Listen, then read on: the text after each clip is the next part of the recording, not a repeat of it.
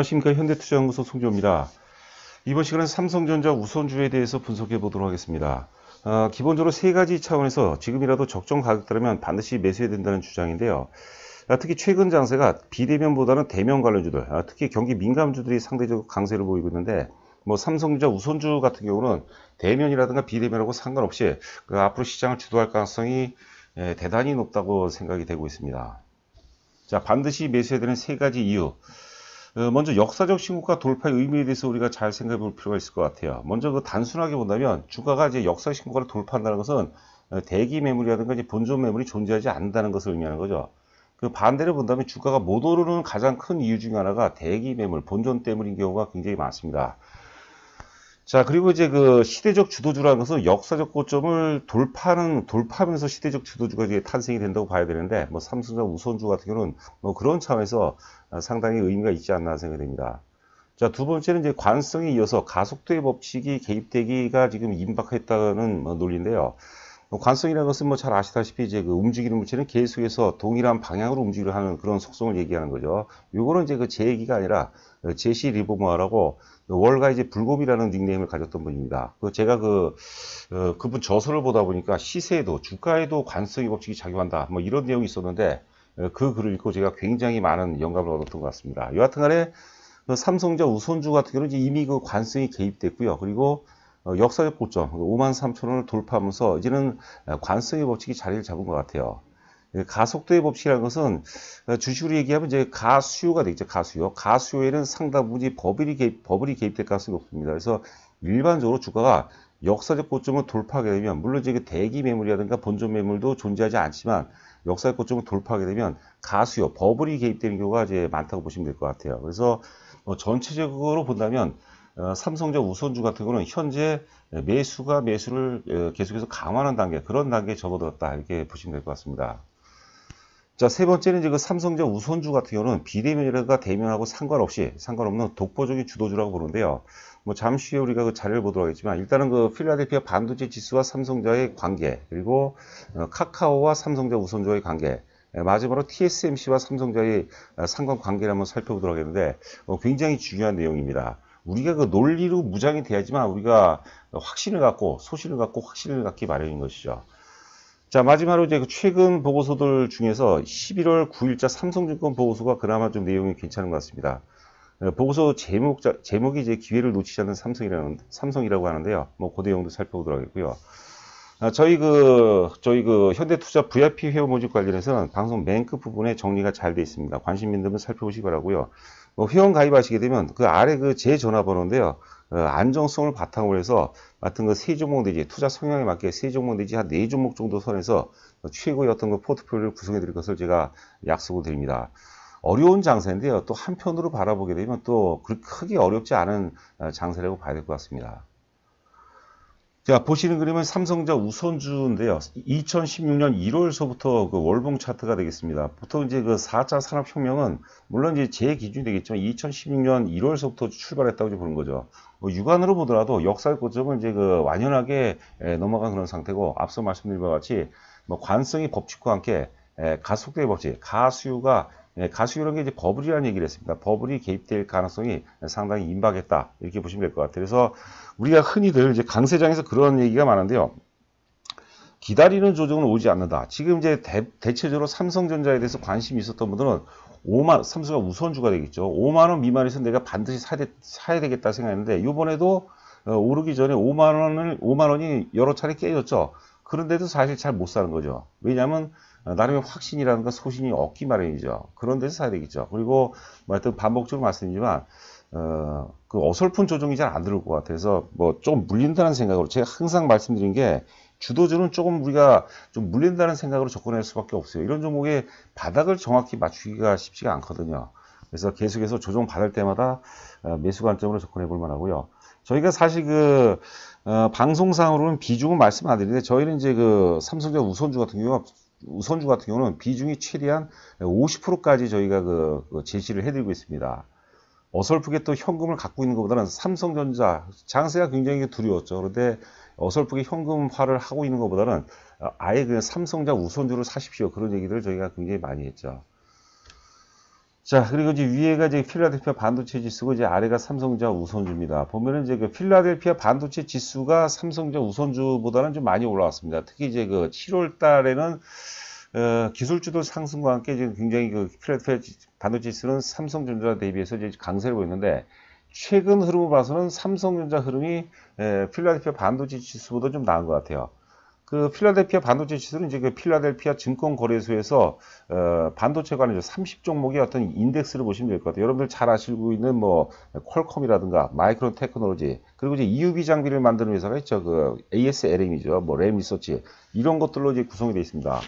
뭐 인텔이라든가 이런 거 있지만 그런 것들은 이제 주가가 이제 많이 못 갔는데 대체적으로 굉장히 많이 올랐습니다. 근데 삼성전자 우선주는 삼성전자는 사실 필라델피아 반도체 지수 대비 상당히 못 올랐어요. 그래서 지금 이제 시장 환경이 이제 바뀌면서 삼성전자가 글로벌 시각에서 지금 재평가가 되고 있는 그런 과정이 아닌가 생각이 되고 있습니다. 자, 기본적으로 이제 그 삼성전자 같은 경우는 필라델피아 반도체 지수 IT 기술주와 이제 동행을 한다 이렇게 보시면 될 것 같아요. 그러니까 필라델피아 반도체 지수가 오름오르서 삼성전자도 유리한 환경일 수밖에 없겠죠. 자, 요번에 또 이제 반론입니다. 위에가 이제 카카오고 아래가 이제 삼성전자 우선주인데 뭐 카카오뿐만이 아니라 뭐 아마존이라든가 혹은 이제 뭐 테슬라라든가 애플 이런 거하고 비교해도 동일한 모습이죠. 자, 대체적으로 이제 그 나스닥 기술주를 포함해서 국내 비대면 대표 종목 카카오의 고점하고 혹은 이제 아마존의 고점, 애플의 고점, 테슬라의 고점과 삼성전자 우선주의 저점과 일치를 합니다. 그러니까 이런 그 나스닥 기술주들 혹은 이제 그 비대면 대표주들 카카오의 고점이 삼성전자 우선주의 출발점이라고 보시면 될 것 같아요. 굉장히 역상관관계 있죠. 제가 이런 논리에 굉장히 관심이 많은데 특히 이제 그 주식을 하신 초보분들은 이런 내용을 이제 잘 살펴보시면서 이제 그 시세를 보면은 굉장히 많은 도움이 될 것 같아요. 자, 그래서 이제 그 카카오는 삼성전자가 조정받는 환경 속에서 올라갔던 거죠. 그런데 삼성전자가 오르는 환경 속에서는 오르기가 쉽지가 않아요. 물론 카카오 혹은 이제 그 나스닥 기술주들이 크게 뭐 폭락을 한다, 급락을 한다 그런 얘기도 있는데 그 저도 잘 모르겠지만 제 논리대로면 그럴 가능성은 좀 희박하지 않나. 적정선에서는 다시 바닥을 짜고 이제 올라갈 가능성이 높지 않나 생각이 되는데요. 저희 같은 경우도 이제 그 카카오 전에 그 방송 내용을 보시게 되면은 30만 원에서 32만 5천 원 사이에서 매수를 하라고 했는데 이제 그 바닥은 어느 정도 짰다고 봐야겠죠. 그러나 지금 다이렉트로 올라가기보다는 상당부 어떤 혼조 국면이 가능성이 높습니다. 근데 요번에 조정 때는 이제 서서히 급할 필요는 없고 카카오 같은 경우는 이번에 조정을 활용해서 서서히 우리가 그 물량을 좀 모아나가는 말 그대로 선침의 관점에서 접근해야 되지 않을까 싶습니다. 자, 여하튼간에 이제 이 그림의 핵심은 비대면의 조정과 동시에 삼성전자 우선주의 상승 랠리가 이어졌다고 이제 보는 거죠. 자, 그리고 이제 그 보시는 그림은 위에가 롯데케미칼이고 아래가 이제 삼성전자 우선주인데 롯데케미칼은 이제 경기 민감 중에서 사실 제일 많이 오른 종목 중에 하나입니다. 뭐 자동차 섹터를 제외하고는 롯데케미칼이 또 많이 오른 종목 중에 하나인데 삼성전자 우선주하고 롯데케미칼 보면은 같이 올라갔죠. 그래서 뭐 대면 관련주 혹은 경기 민감주와 삼성전자 우선주가 동행하는 모습을 보고 있습니다. 그러니까 지금 당장으로 놓고 본다면 굉장히 좋은 흐름이고요. 제가 뭐 전에도 뭐 자주 말씀드렸지만 9월과 10월 조정에서 11월 이후서부터는 이제 그 경기 확장 국면이라고 보는 거고요. 유동성 장세를 넘어서 실적 장세의 기대감으로 간다고 이제 여러 차례 말씀드렸고요. 또 하나 프레임은 뭐 요번에 또 이제 그 백신 개발 소식이 나왔죠. 파이자의 백신 백신 개발이 또 이슈화가 됐는데 지금 백신 이유를 생각해야 돼. 백신이 나오면 경기는 무조건 좋아질 수밖에 없어요. 뭐 물론 이제 언제 나오냐, 혹은 이제 그 뭐 접종 시기가 언제냐, 뭐 강론상에는 좀 문제가 있을지 몰라도 일단 백신이 나오게 되면 백신 접종이 가능하게 되면은 주가는 무조건 올라갈 수밖에 없습니다. 그건 우리가 뭐 상식선에서 접근하더라도 충분히 이해할 수 있지 않을까 생각됩니다. 그리고 여러분들 특히 처음 방송을 들으신 분들은 그 구독과 좋아요 부탁드립니다. 최근에 이제 그 조회수도 많이 줄고, 그다음에 이제 구독자 증가에도 완전히 정체인 것 같아요. 뭐 어려운 장세니까 어쩔 수 없는데요. 여하튼간에 뭐 구독, 좋아요, 뭐 알람 설정 이런 것들은 저한테 많이 힘이 되는 것 같습니다. 자, 보시는 그림은 이제 그 위에가 TSMC고요. 대만의 TSMC, 아래가 이제 그 삼성전자인데 6월서부터 지금 6월과 7월 달에 TSMC가 굉장히 많이 올랐죠. 그 TSMC의 오르는 환경을 보면 나스닥 기술주들과 상승의 흐름을 같이 했어요. 그렇죠. 그런데 아래 삼성전자 보면 6월 달, 7월 달에 오르긴 올랐는데 조금밖에 못 올랐죠.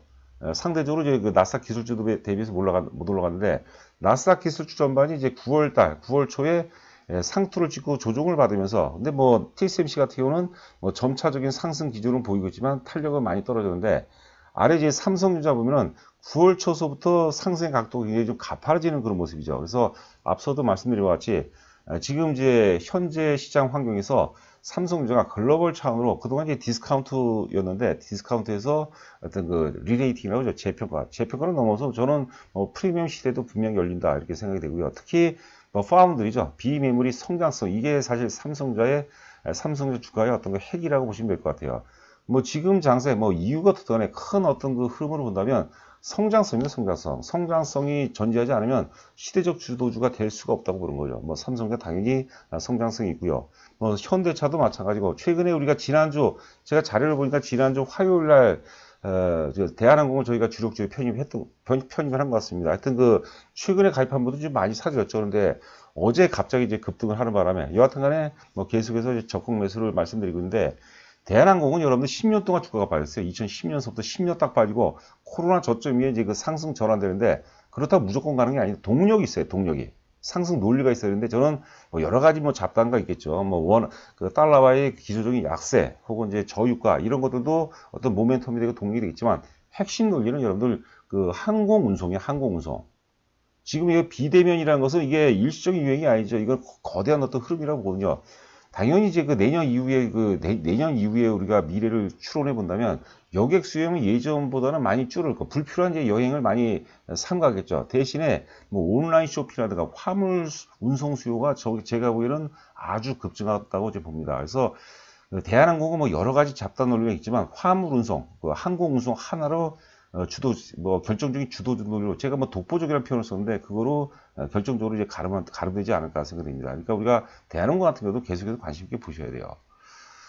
자, 11월 9일자 삼성증권 보고서 제목이 이제 그 기회를 놓치지 않는 삼성이라는 거죠. 지정학적 리스크. 여기서 말하는 지정학적 리스크는 이 보고서 쓰는 친구들이 저는 국어를 잘 못하는 것 같아요. 굳이 뭐 이게 지금 그 미국의 중국에 대한 제재를 갖다가 지정학적 리스크로 이렇게 어렵게 풀어갈 필요는 없는 거거든요. 여하튼간에 하여튼 뭐 중국에 대한 제재라고 보시면 될 것 같아요. 이거로 인해서 점유율 확대가 되고 또 코로나 같은 경우는 코로나를 계기로 전체적으로 우리가 비용 절감의 기회가 된다고 봐야 되겠죠. 하여튼 구조조정이라든가 비용 절감 기회가 아니었나 싶고요. 하여튼 그 중국이 주춤할 때 삼성은 5G 시장과 데이터 기반 시장에서 승기를 뭐 잡을 것이다. 뭐 이런 내용이 있고 또 하나가 이제 그 주주 환원 증가죠. 사실 그 한국 증시가 대만이라든가 뭐 여타 국가에 비해서 절대로 저평가된 큰 이유 중에 하나가 우리 또 남북 간의 어떤 지정학적 리스크 또 하나는 뭐냐면 주주 가치 제고 문제입니다. 우리나라는 이제 배당이 굉장히 인색하죠. 애플 주가가 삼성전자에 비해서 턱없이 높게 평가를 받는 것은 뭐냐면 배당을 많이 해줘요. 주주 가치를 많이 제고를 해준다고 보는 거죠. 이런 것도 어떤 굉장히 중요한 어떤 업사이드 요인이 아닌가 생각이 되고요.